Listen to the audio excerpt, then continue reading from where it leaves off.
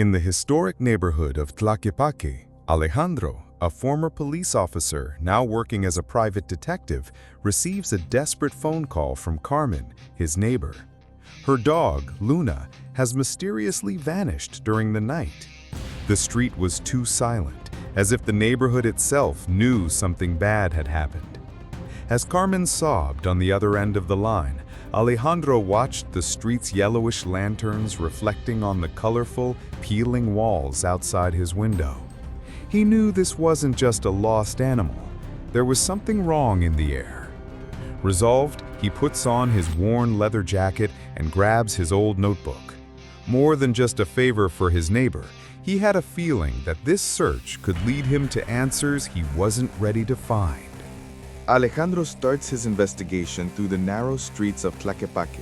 The distant sound of a mariachi radio mixes with the rustling of the trees, creating an unsettling feeling of normality. He follows his instinct and begins by asking the neighbors who were still awake during the night. An elderly lady, Beatriz, mentions that she heard hurried footsteps and a metallic sound, as if someone had dropped a heavy tool. But when she looked out of the window, she only saw the shadow of a tall man turning the corner. This was enough for Alejandro to realize that it wasn't a simple disappearance. On the ground, near Carmen's gate, he finds some of Luna's light-colored fur and the drag mark in the dust. He quickly jots down in his notebook, "Trail goes west, towards the old market." Early in the morning, Alejandro heads to the Mercado Libertad, still empty and silent, with stalls covered by colorful tarps. The smell of overripe fruit and old wood fills the air. He knows this place well, having kept watch here during his police days. As he walks, something catches his eye, a torn piece of cloth snagged on the door of an abandoned shop. As he touches it, he realizes it's from a collar, the same model Carmen had described the night before. The door is ajar. A shiver runs down his neck. Stepping inside meant crossing the line between a simple search and a dangerous investigation. But Alejandro was never one to back down. Alejandro pushes open the creaking shop door and is met with a strong smell of mold and rust. The silence is almost absolute, except for the echo of his own footsteps on the broken cement floor. Faint light streams in through the gaps in the window, illuminating a room filled with old boxes and forgotten objects. Amidst the clutter, he notices something shiny in the shadows, a small electronic device nestled inside a plastic package. Carefully, he removes the object and examines it. It looks like a digital recorder, an old model, but one that could still work. With his heart pounding, Alejandro turns on the recorder and hears a series of confused audios, muffled voices, and conversations that suggest a plot much larger than a simple animal disappearance. He knows he's entering a dangerous web, but something inside him pushes him to continue. As he listens to the recordings, Alejandro realizes the voices are talking about secret meetings at an old mansion in the center of Guadalajara. The name Doña Isabel comes up repeatedly, along with terms like documents, secrets, and protection.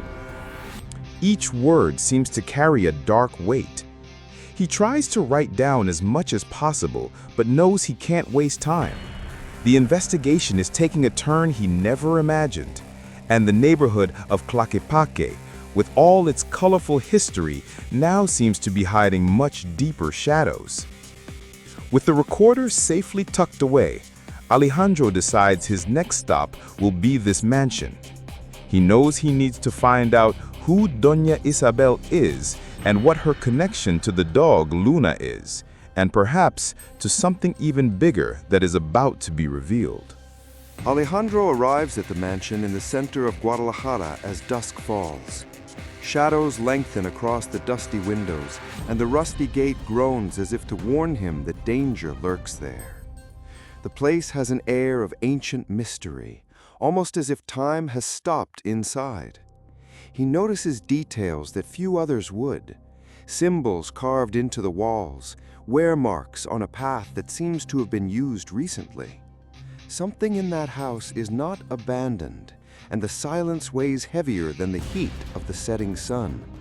With his heart racing, Alejandro pushes open the ajar door and is met with the smell of old wood and antique paper. It's as if the place holds not only secrets, but also memories that cry out to be discovered, and he's about to dive into them, even without knowing what he'll find. At the back of the mansion, Alejandro finds an old locked door with scratches around the handle, clear signs that someone had tried to get in a hurry. His curiosity grows, and he knows this is where the mysteries truly begin to unravel. With a makeshift tool, he carefully opens the door. Inside the room, the air is heavy, mixed with the smell of mold and something else undefinable, almost metallic. In the center, a metal box is hidden under an old rug, as if someone had tried to hide it in a rush. Alejandro feels his adrenaline surge. This discovery could be the key to understanding what happened to Luna. He kneels to open the box, and as he lifts the lid, a small bluish light emerges, illuminating documents and an old electronic device.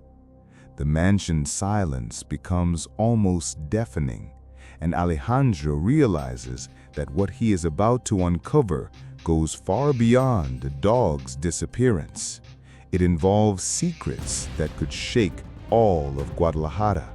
As Alejandro analyzes the files, he starts to recognize familiar names and locations. One of them is Don Miguel, owner of one of the most influential factories in Guadalajara, known for his political sway and, behind the scenes, for his suspicious dealings. This connection makes Alejandro understand that Luna's mystery is rooted in something much bigger than a simple disappearance. Furthermore, there are mentions of a scheduled meeting in the historic center where shady decisions were made. Alejandro remembers hearing rumors about secret meetings at an old cantina near the Plaza de los Mariachis. He knows that following these clues could put him at risk, but the truth can't remain buried any longer. He decides then to seek help from Rosa, a journalist friend who knows the ins and outs of local politics and who may be the key to unraveling this plot. Alejandro feels that with this alliance, he might be able to go deeper and finally understand why Luna was taken and who is really behind it all. Alejandro finds Rosa at the cafe where she usually works, a hidden corner in the streets of Guadalajara with a strong coffee aroma and murmurs of fresh news. He knows she has the courage to face powerful figures, as well as a nose for uncovering hidden truths. The conversation starts cautiously, but soon turns into a firm plan to expose what's behind Luna's disappearance. Rosa, always curious, examines the device Alejandro found. For her, it's more than a simple object. It's the key that can open doors the traditional press can't reach. She suggests using her contacts to investigate Don Miguel and the suspicious meetings, knowing that stirring this hornet's nest could be dangerous, but also necessary for justice. With the new team formed, Alejandro feels a mix of hope and anxiety. They know that from that moment on, nothing will be the same. The truth begins to emerge from the shadows, and each step brings them closer to a network of corruption that seems to have ramifications throughout the city. As night covers Guadalajara in its dark mantle, Alejandro and Rosa follow clues that lead them to an old warehouse on the outskirts of the city. The place, abandoned and full of graffiti, seems to be hiding much more than dusty boxes. There, they hope to find some trace of what Don Miguel is truly involved in, or at least some concrete evidence to justify the fight they have ahead of them. Inside the warehouse, they find documents and recordings hidden in a locked box. Analyzing them, they discover a complex system of money laundering and collusion between corrupt authorities and business people. The tension increases with each new piece of information, as the web of lies seems to involve even people close to them, making everything even more dangerous and personal. Rosa, used to facing challenges, warns Alejandro not to underestimate the enemy. They know they've been discovered and could be followed or even attacked at any moment. The game is getting riskier, and every decision could be the fine line between success and failure in this investigation. Alejandro and Rosa decide to return to the historic center of Guadalajara to talk to an old friend of Alejandro's, Joaquin, a former investigative journalist. Joaquin has a network of contacts that could be key to better understanding the origin of the conspiracy. When they meet him in a hidden cafe among the narrow streets, the atmosphere is one of urgency and mystery. As they talk, Joaquin reveals details about an old police operation that was covered up years ago, an operation that could be directly linked to Luna's disappearance and the current situation. He hands them a series of old tapes with recorded testimonies, which show a much deeper and darker history than they had imagined. Joaquin's presence is a breath of fresh air for Alejandro, but also a reminder that the past can come back to haunt them at any moment. They know they need to act fast because each revelation brings consequences that could change everything, and not always for the better. Alejandro receives an anonymous message scheduling a meeting in an alley near the Plaza de Armas, one of Guadalajara's busiest spots. Though suspicious, he decides to go, knowing this could be his chance to get crucial information. Rosa insists on accompanying him, showing that their partnership is growing stronger. At the meeting, a man with a nervous look and simple clothes appears, introducing himself as Miguel, a former employee of a technology company involved in the conspiracy. He hands Alejandro a pen drive containing encrypted files and warns them of the danger they are in as powerful people are monitoring their every move. The tension in the air is palpable. As they part ways, Alejandro feels the weight of responsibility increasing. Miguel quickly disappears into the maze of streets, leaving behind a trail of questions.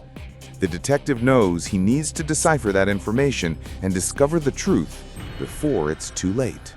Back in his small office, Alejandro and Rosa pore over the pen drive, trying to decipher the encrypted files. Between lines of code and incomplete documents, they begin to piece together a complex puzzle that reveals names, dates, and locations linked to a clandestine network. Each discovery seems bigger and more dangerous than the last. The pressure mounts as Alejandro knows time is against them. He remembers an old friend, Joaquin, a digital security expert who can help break the encryption. Without hesitation, he calls him, asking for immediate help. This connection could be the key to finally understanding what's behind Luna's disappearance and so many other mysteries. While they await Joaquin's contact, Rosa and Alejandro talk about the implications of it all. The feeling of stirring up something bigger begins to weigh on their shoulders, but their determination to press on is stronger. They know that to get to the end, they will have to face the unknown without fear. In the tense silence of the office, Joaquin finally breaks the last layer of encryption. The revealed information is explosive. Documents, recordings, and evidence that expose a conspiracy involving local authorities and a multinational company with shady interests in Guadalajara. Luna, Carmen's dog, had accidentally found a device containing this evidence, which is why her disappearance was no mere coincidence. With the help of Rosa and Joaquin, Alejandro organizes a meeting with Carmen and other residents who also suspected the dubious activities. They decide to publicly denounce the plot with proof in hand, exposing the conspiracy that was silently corroding the historic neighborhood. The initial fear gives way to a collective force where courage overcomes silence and injustice. Luna's disappearance, which seemed like a simple tragedy, became the catalyst for real change. In the end, Alejandro watches the streets of Tlaquepaque lit by the morning sun. He feels a mix of relief and hope, knowing that even in the most unexpected places, the truth can emerge and transform lives.